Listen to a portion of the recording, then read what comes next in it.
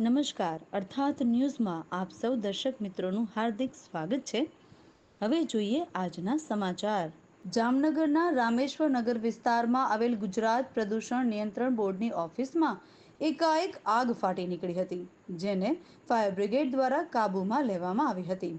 જામનગરના સરદાર પટેલ ભવનમાં કાર્યરત જિલ્લા કક્ષાની ગુજરાત પ્રદૂષણ નિયંત્રણ બોર્ડની કચેરીમાં એકાએક આગ ફાટી નીકળી હતી। આગ એટલી વિકરાળ હતી કે તેની જ્વાળાઓ બિલ્ડિંગની બહાર જોવા મળતી હતી। આગના બનાવની જાણ થતાં તાત્કાલિક 2 ફાયર બ્રિગેડ ઘટના સ્થળે દોડી ગયા હતા અને આગને કાબૂમાં લીધી હતી। આગના બનાવથી સરદાર પટેલ ભવન પર આગેવાનો દોડી ગયા હતા। લોકોના ટોળા પણ એકઠા થઈ જવા પામ્યા હતા। સદનસીબે કોઈ જાનહાનિ થવા પામી ન હતી, પણ પ્રદૂષણ નિયંત્રણ બોર્ડની ઓફિસના અગત્યના દસ્તાવેજો અને કોમ્પ્યુટર બળીને ખાખ થઈ ગયા હતા। હું જીબી ભટ્ટ, પ્રાદેશિક અધિકારી, ગુજરાત પ્રદૂષણ નિયંત્રણ બોર્ડ। આજ રોજ સવારે 8:15 કલાક આજુબાજુ અત્રે અમારી ગુજરાત પ્રદૂષણ નિયંત્રણ બોર્ડની જામનગર ખાતેની કચેરીએ આગ લાગ્યા અંગેનું અમારા સિક્યુરિટી વાળા દ્વારા એસીના શોર્ટ સર્કિટ જેવું જણાતા તેમણે અમારા અધિકારીઓને જણાવેલ અને જેના આધારે અમે ફાયર બ્રિગેડને જણાવેલ અને હાલમાં અત્યારે આગ કાબૂમાં આવી ગયેલ છે અને વધુમાં ફાયર ઓફિસર આ અંગેની તપાસ કરી અને આગના કારણો જણાવશે।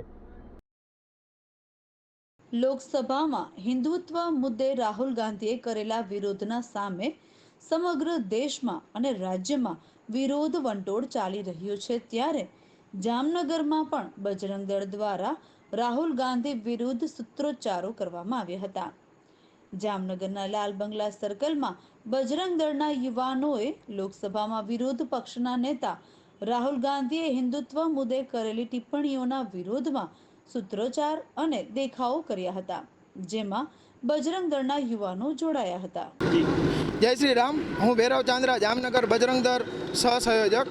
આજના કાર્યક્રમ અંતર્ગત વિરોધ પક્ષ નેતા રાહુલ ગાંધી દ્વારા જે 1 તારીખના રોજ સંસદ ભવનના હિન્દુને જે હિંસક ગણાવીને નફરત ફેલાવવાનું જે શબ્દ બોલવામાં આવ્યા છે, બરાબર, તેના અંતર્ગત આજે વિશ્વ હિન્દુ પરિષદ બજરંગ દળ જામનગર દ્વારા રાહુલ ગાંધીનું વિરોધ પ્રદર્શન કરવામાં આવેલ છે અને રાહુલ ગાંધીને માફી માંગવા માટે અમે કહીએ છીએ કે રાહુલ ગાંધીએ આજે પોતે નિવેદન આપેલ છે સંસદમાં, એના બદલ માફી માંગે ને હિન્દુત્વ કોઈ દી હિંસક નથી। હિન્દુત્વ હંમેશા શાંતિ અને સૌહાર્દપૂર્વક રહેવાવાળી પ્રજા છે ને અમે હંમેશા વિશ્વ બંધુ તરીકે રહી છીએ, ના કે કોઈ દી હિંસક। અને જો હિન્દુત્વ હિંસક હોત, બરાબર, તો અમરનાથની યાત્રા આપણે સુરક્ષા માટે સુરક્ષાના સાથે ન થાત ને જો હિન્દુત્વ હિંસક હોત તો ન પાકિસ્તાન, અફઘાનિસ્તાન કે બાંગ્લાદેશ પણ ન હોત। હિન્દુત્વ હિંસક હોત તો હવે દર ફેરે કોંગ્રેસના કે ઇન્ડિયા એલાયન્સ દ્વારા આપણે જે હિન્દુત્વને બદનામ કરવા માટે ષડયંત્ર કરવામાં આવે છે, જેમાં પછી ઉદયનિધિ સ્ટાલિન દ્વારા આપણા દેવી દેવતાનું અપમાન હોય તો એ પણ દર વખતે કાંઈક ને કાંઈક હિન્દુત્વ ઉપર પ્રહાર કરી અને તુષ્ટિકરણની રાજનીતિ કરવામાં આવેલ છે, જેના ઉપર બજરંગ દળ દ્વારા કડવી પ્રતિક્રિયા આપવામાં આવે છે ને આજ રોજ વિરોધ પ્રદર્શન કરવામાં આવેલ છે જામનગર લાલ બંગલા સાથે। જય શ્રી જામજોધપુરના એક વેપારીએ દુકાન આડે મોટર નહીં રાખવાનું કહેતા તેમના પર દુકાનમાં ઘૂસી 8 શખ્સોએ ધોકા, લાકડી, ઢીકા પાટુથી હુમલો કર્યો હતો। આ બનાવ સીસીટીવીમાં કંડારાઈ ગયો હતો અને તેનો વિડીયો પણ વાયરલ થયો હતો। દુકાન આડે રખાતી રેકડીઓ કે વાહનો અંગે વેપારી કંઈ કહે તો તેમના પર થતા હુમલાથી કાળઝાળ બનેલા વેપારીઓએ ગઈકાલે આગેવાનો સાથે બેઠક યોજ્યા પછી આજે જામજોધપુર બંધનું એલાન આપ્યું હતું। તેના પગલે આજે જામજોધપુર સજ્જડ બંધ રહ્યું હતું। મામલતદારને આવેદન પાઠવી વેપારીઓએ પોતાનો રોષ વ્યક્ત કર્યો છે। હાલમાં જામજોધપુરમાં કાયદો તથા વ્યવસ્થાની પરિસ્થિતિ કથળી છે, તેવા રોષ સાથે ગઈકાલે જામજોધપુરના વેપારીઓની આગેવાનો સાથે બેઠક યોજવામાં આવી હતી, જેમાં 2 વેપારી પર 2 બનાવમાં આવી રીતે હુમલો કરાયો છે તે મુદ્દો ચર્ચાયો હતો।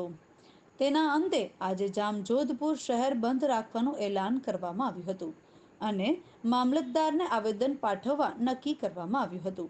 એલાન મુજબ આજ સવારથી જામજોધપુર શહેરમાં સજ્જડ બંધ પાડવામાં આવ્યો હતો। મોટા ભાગના વેપારીઓ સ્વયંભૂ રીતે બંધમાં જોડાયા હતા। તેના પગલે મુખ્ય બજાર સહિતના વિસ્તારો સુમસામ જોવા મળ્યા હતા. એકઠા થયેલા વેપારીઓ તેમજ આગેવાનો અને નાગરિકો સહિત 3000 લોકોના ટોળાએ મામલતદાર કચેરીએ દોડી જઈ આવેદનપત્ર પાઠવી પોતાનો રોષ વ્યક્ત કર્યો હતો. તો આ હતા આજના સમાચાર. અમારી અર્થાત ન્યૂઝ ચેનલને યુટ્યુબ, ફેસબુક અને ઇન્સ્ટાગ્રામ પર લાઇક કરો, શેર કરો, સબસ્ક્રાઇબ કરો. નમસ્કાર.